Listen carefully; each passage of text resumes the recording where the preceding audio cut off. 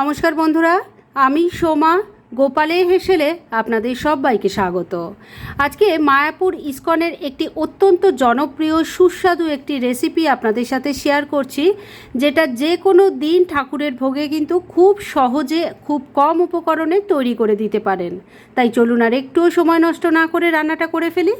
আজকে মায়াপুরের এই বিখ্যাত রান্নাটা করার জন্য আমি এখানে একটা বড় বাটির মধ্যে 2 বাটি পরিমাণ ময়দা নিয়ে নিয়েছি। আপনারা নিজেদের প্রয়োজন মতো ময়দার পরিমাণটা নিয়ে নেবেন।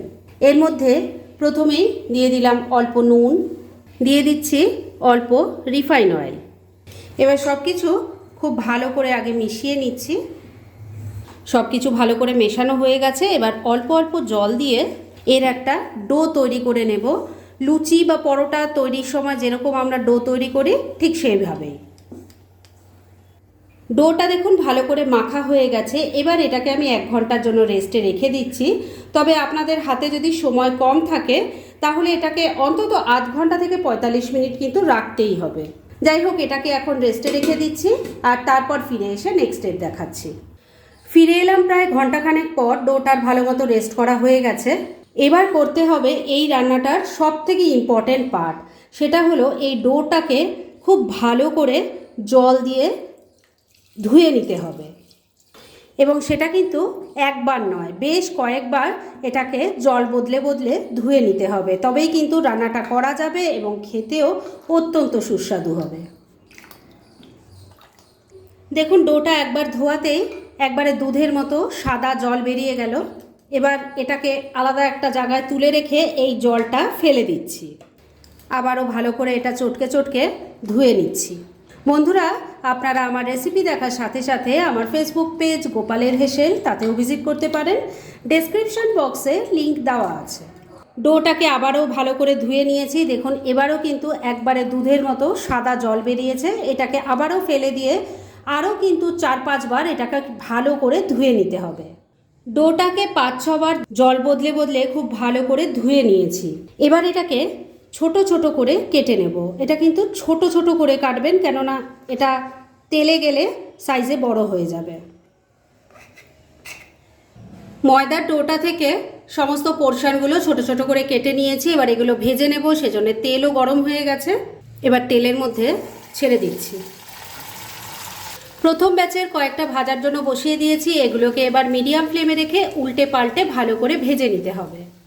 প্রথম ব্যাচের ময়দার পিসগুলো উল্টে পাল্টে ভালো করে ভেজে নিয়েছি। এখন দেখুন, এগুলো সাইজে কিন্তু অনেক বড় হয়ে গেছে। আর এগুলো ভাজার সময় কিন্তু একটু সময় নিয়ে ভাজতে হবে, না হলে ভেতরটা কাঁচা থেকে যাবে আর খেতেও ভালো লাগবে না। যাই হোক, এগুলো এবার তুলে নিচ্ছি আর পরের ব্যাচের সবকটা এইভাবে ভেজে নিয়ে তারপর নেক্সট স্টেপের দিকে এগোচ্ছি। সমস্ত ময়দার পিসগুলো দেখুন উল্টে পাল্টে ভালো করে ভেজে নিয়েছি। এবার কড়াইয়ে যা তেল আছে তার মধ্যেই বাকি রান্না হয়ে যাবে। এর মধ্যে প্রথমেই দিয়ে দিলাম অল্প গোটা জিরে, দিয়ে দিচ্ছি একটা তেজপাতা, একটা শুকনো লঙ্কা। এর সাথেই একটু চিনি দিয়ে দিলাম, এতে কালারটা ভালো আসবে। এবার ফোড়নটাকে ভাজা ভাজা করে নিচ্ছি আর সেই সময় কিন্তু চিনিটাও ক্যারামেল হয়ে কালারটা খুব সুন্দর এনে দেবে। ফোড়নটা ভাজা ভাজা হয়ে গেছে আর চিনিটাও ক্যারামেল হয়ে গেছে। এবার এর মধ্যে একটু টুকরো করে কেটে রাখা আলু ভেজে নেব, তাই দিয়ে দিলাম। তেলের সাথে মিশিয়ে নিয়ে আলুটাকে একটু ভাজা ভাজা করে নিচ্ছি। অনেকে কিন্তু এই রান্নাটা আলু ছাড়াও করে, তাই এই রান্না যখন আপনি করবেন আলু দেবেন কি দেবেন না সেটা আপনি যেরকম ভাববেন সেরকমই করবেন। যাই হোক, আলুটা এবার ভাজা ভাজা করে নিচ্ছি।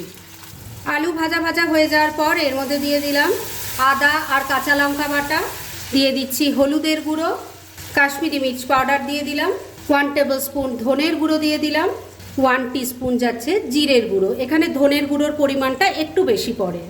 স্বাদ মতো নুন দিয়ে দিচ্ছি, অল্প কয়েকটা দানা চিনিও দিয়ে দিলাম, দিয়ে দিচ্ছি অল্প একটু টমেটো কেচাপ। এই কেচাপটা কিন্তু আমি বাড়িতেই সম্পূর্ণ নিরামিষভাবে তৈরি করে রেখেছি। তবে কেচাপের পরিবর্তে আপনারা কিন্তু টমেটো বাটার ইউজ করতে পারেন। এবার সব কিছু খুব ভালো করে মিশিয়ে খুব ভালো করে কষিয়ে নিচ্ছি। বন্ধুরা, যারা মায়াপুর ইস্কনে বেড়াতে গেছেন তারা তো নিশ্চয়ই এই ভোগের প্রসাদ পেয়েছেন। এবার দোল পূর্ণিমায় কিন্তু আপনারা চাইলে বাড়িতেই এটা তৈরি করে ঠাকুরের ভোগে দিতে পারেন। মশলার সাথে আলুটা মিশিয়ে খুব ভালো করে কষিয়ে নিয়েছি। এবার এর মধ্যে দিয়ে দিচ্ছি একটুখানি মটরশুঁটি, এটাকেও মিশিয়ে নিচ্ছি। মিডিয়াম ফ্লেমে রেখে সমস্ত কিছু খুব ভালো করে মিশিয়ে কষিয়ে নিয়েছি। এবার এর মধ্যে গ্রেভির জন্য জল দিয়ে দেব। এই রান্নাতে কিন্তু ঝোলের পরিমাণ একটু বেশি হয়, তাই জলটা একটু বেশি পড়বে। সব কিছু খুব ভালো করে মিশিয়ে নিচ্ছি। সমস্ত কিছু খুব ভালো করে মেশানো হয়ে গেছে। এবার ফ্লেমটাকে লো আর মিডিয়ামের মাঝামাঝি রেখে ঢাকা দিয়ে 3-4 মিনিট রান্না করে নিচ্ছি। মিনিট 4 রান্নাটা করে নিয়েছি। এবার ঢাকা তুলছি। এবার ভেজে রাখা ময়দার পিসগুলো দিয়ে দিচ্ছি। ভালো করে ঝোলের সাথে মিশিয়ে নিচ্ছি। 2 গোটা কাঁচা লঙ্কা দিয়ে দিলাম, এটাকেও একটু ঝোলের সাথে মিশিয়ে দিলাম। এবার ফ্লেমটাকে লো আর মিডিয়ামের মাঝামাঝি রেখে 2-3 মিনিট আবারও রান্না করে নিচ্ছি। তবে এবার কিন্তু ঢাকা না দিলেও চলবে। মিনিট 2 আবারও রান্না করে নিয়েছি। এবার কিন্তু রান্না মোটামুটি রেডি হয়ে এসছে। তবে শেষ পর্যায়ে এর মধ্যে এবার দিয়ে দেব অল্প একটু গরম মশলার গুঁড়ো আর দিয়ে দিচ্ছি অল্প ঘি। ভালো করে মিশিয়ে নিচ্ছি। ঘি গরম মশলাটা ভালো করে মিশিয়ে নিয়ে মিনিট খানেক আবারও রান্না করে নিয়েছি। মায়াপুর স্টাইল ময়দার সবজি এবার একদম রেডি।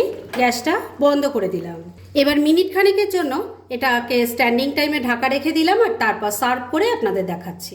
ফ্রেন্ডস, আমার আজকের এই দুর্দান্ত স্বাদের ময়দার সবজির রেসিপি একদম রেডি হয়ে গেছে এবং আমি সার্ভ করে দিয়েছি। ভীষণ ইজি একটা রেসিপি, খুব কম সময় কম উপকরণে তৈরি হয়ে যায়, অথচ খেতে কিন্তু অসাধারণ হয়। যে কোনো দিন এটা ঠাকুরের ভোগে আপনারা তৈরি করে দিতে পারেন।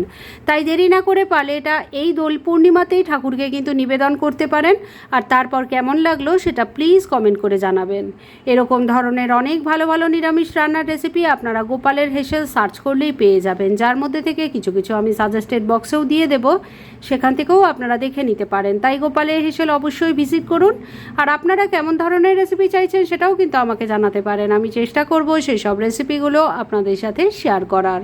আর আমার আজকের এই রেসিপি যদি আপনাদের ভালো লাগে আর ইউজফুল বলে মনে হয়, তাহলে যারা এখনও আমার চ্যানেলটাকে সাবস্ক্রাইব করেননি তারা প্লিজ সাবস্ক্রাইব করুন। তাহলে আজকের মতো এখানেই শেষ করছি। পরদিন আবার এরকমই কোনো ভালো রেসিপি নিয়ে চলে আসব। আপনারা সবাই খুব ভালো থাকুন, সুস্থ থাকুন।